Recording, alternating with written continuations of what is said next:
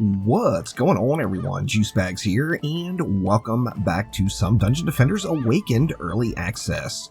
Launch day is rapidly approaching. We are about 8 days away now, and today I did a Glitterhelm run on my Twitch live stream, and I got several requests for what I would do as a monkey run. Now, the Monkey King is the pet that drops from Endless Spires at Wave 15, and is a decent mid-range melee pet. It's not going to put out the damage that the dragon pet does. The dragon, of course, is just higher quality and has multiple projectiles. However, still a fun pet to collect. Now, the reason I say mid-range is it's not like a melee pet where you have to be right on top of the enemy. There is a little bit of range to it, and although it is short, it's a little bit longer than melee range. If we look here, it's making the attacks from about that far away. So if we take a step back, it stops. Take a step forward, it starts again. So right about that distance would be our safe range. So it does allow you to get up close and personal, yet you don't have to be all the way contacting the enemy. Now, this pet that I found at 227 upgrades puts out, it'll go up to about 2 million DPS on the dummy here. Of course, this is early access, so things may change by the time we get to launch.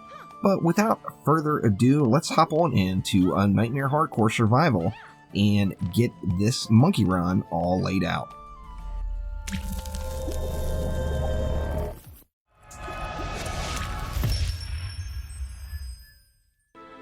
And here we go into the Endless Spires on Nightmare Hardcore. Now, this map does take a little while to run. Just naturally, if you do a spawn camp build on this map, it's going to make it run faster. However, this build is going to be more focused on the chillax value and being able to kick it on like either your apprentice builder or on a booster and still get the job done through the 15 waves. Now, you're going to be able to 15 wave this and get yourself a monkey pet, having 2,000, 1,000 on stats. What I mean by that is 2,000 defense power, 1,000 rate. Range is actually not a huge issue on this map because you get the only place you need range is already going to be built into the build, and we will hit all of those points. So when you're first getting started, you're going to start off with 500 mana. And I usually like to start off with a spike blockade right here at the top of the stairs. Important to never go at the bottom of the stairs on any map really, as mobs do have the tendency to walk over your blockades if you place them at the bottom of stairs. So we're going to go at the top of the stairs right there, and same thing on these other two stairways. Now, the reason I do this build is it does make it a turtle build. You're not going to win any races as far as getting this map done the quickest with this build, but it does offer a big chillax factor. So after we get our spike blockades down, I'm going to go ahead and start off on this lane with an explosive trap and a gas trap. Now, one important thing with the gas trap, you do want to move it back as far as you can. Normally what I do is explosive in this corner, gas in this corner. The reason being is in some of the later waves, the gas trap will start to stun enemies outside, and depending on your aura placement, which we'll get to here in a moment, you can have issues with the enemies burning through your auras, and that, of course, is not what you're looking for. Now, on these side lanes, we're going to go ahead and go with a Strength Drain aura. I've got it, depending on your range, I go at about the third stair. You do want to make sure you get a little coverage on the back side of it as well. However, just make sure you get your wall covered as far out as you can. Now, after we get these down, we're going to go ahead and throw down a couple of flame bursts on these lanes. I like to go up here on this little pedestal. Now, the thing here is, although you can put it directly inside the pedestal like this, if you do that, any of the shots that are fired downward, which is going to be a lot of the shots, are going to get blocked by the enclosure you're actually in. So I like to go just over to the edge of that, and I turn it around enough where it's just covering the lane below, plus giving me full coverage of the deck up top where any spiders might spawn. Now I'm going to rinse and repeat and do the exact same thing on this side. We're going to make sure we get full coverage of the deck up top. Now with 60 remaining mana, there's not much else we can do. However, we are done with the walls, so let's hop on over to a DPS character and just burn through the wave and collect up the mana here. Obviously, wave 1 is going to be kind of easy peasy. You're going to be able to just knock it out really, really easily. You don't even really need to switch to a DPS character. It's just kind of habit for me. But it does make getting around the map a little bit quicker, depending on what character and pets you're using. And, you know, there literally will be 0 issues. So we are going to have one ogre spawn in here. You can let the flame burst kill that ogre, or just for sake of time, you can burn it up and just get him melted right away. We've got one enemy left, and it is GG for wave 1 here. Now, continuing on, this is going to be our side of the map that we ignore. We don't want to run around to avoid any dark elves and spiders, and this side of the map we're going to ignore. Since we're going to be ignoring this side of the map, we're going to make it very, very healthy. So we're going to go with an electric aura. I'm going to go over as far as I can this way, just to make sure I've got wall coverage. So as you see, my wall is just inside of it. My wall actually appears to have gotten scooched over a little. I'm going to have to move that back to get it centered properly. I'm not sure, maybe there was a shark in there I missed in the first wave. Let's center that wall back over a little bit better. And as you see, our electric aura is still inside of it. Now, since we've got an electric aura, we naturally want a strength drain aura. Now, the reason I move them as far as I can this way is exactly what I said earlier about the gas trap. There will be enemies coming up around this lane. You don't want them getting stunned way outside where they're not taking any damage, as then they're just going to burn down a strength drain aura or anything else that you have in that area. So we're making it so we've got a healthy killing zone well outside of the gas trap's active range. Now, since we've got the strength drain aura, there's just almost no better addition than to just throw on a flame burst up here. I do have the flame burst just pointed directly over at the lane, where it's covering enemies from over there, enemies from over here, and of course the wall itself. So now, of course, any fire immune enemies that are walking up this path are not going to take any damage, but at the same note, we're not really worried about them until they get into the killing zone anyway. Now, just to complete through the rest of this wave, we're going to start with the DSTs. Now, the reason I start down here is it definitely relieves some of the spider aggro. So just to get things started, I'm going to put one DST just straight this way. I'm going to put another DST just straight across that way. Actually, we're going to go a little bit to the right here, but generally speaking, just shooting straight in that direction. Now, I do have enough for one more. We're going to put a second one facing this way, but this one we're going to turn over a little bit, and we want it targeting the left side of the DST. You want it to line up with that torch.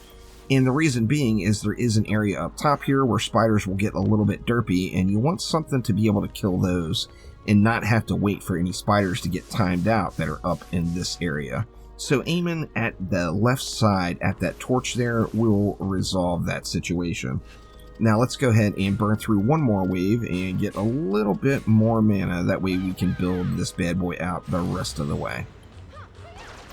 Once again, wave 1, wave 2, they're just going to be straight up face rolls, so get aggressive.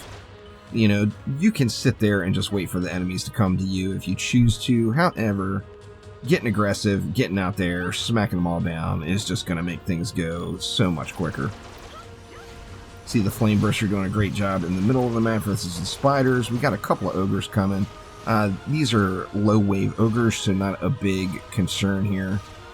You know, 1.8 mil. That ogre is actually going to get wrecked up partially by that one DST before he even makes it this far. And then you can use the Flame Burst just to close the deal, or just kill him manually, whichever you prefer. But burn him up.